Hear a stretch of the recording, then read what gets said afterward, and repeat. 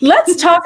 I want to grab onto the minister aspect, because that's a big part of who you are, your faith, Hmm. and how that in propels you, like in your practice, like how it guides you.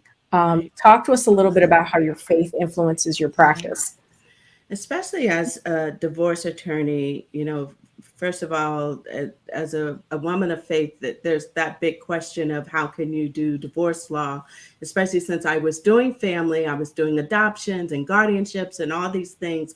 And I came to the realization that I needed to concentrate on divorce because there are so many people, particularly women of color and women of faith and women in my age group, the 50s, the 60s, who believe that it's God's will for them to stay in a marriage, even though the marriage is unhealthy and dangerous to them, and leaving a dangerous legacy for their kids.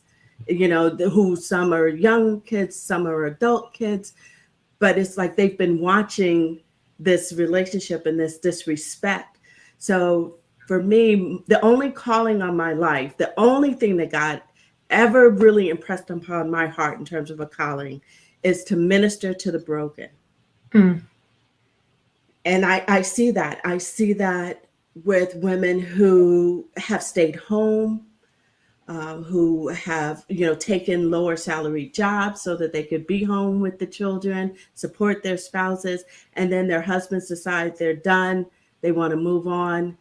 Why wouldn't I, as a woman of God, want to get in there and help that sister to and I always straighten my back because that's what I'm doing.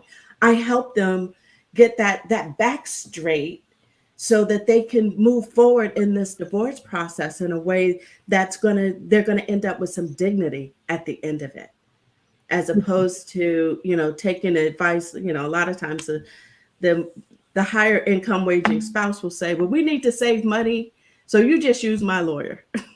Oh It's like, dear.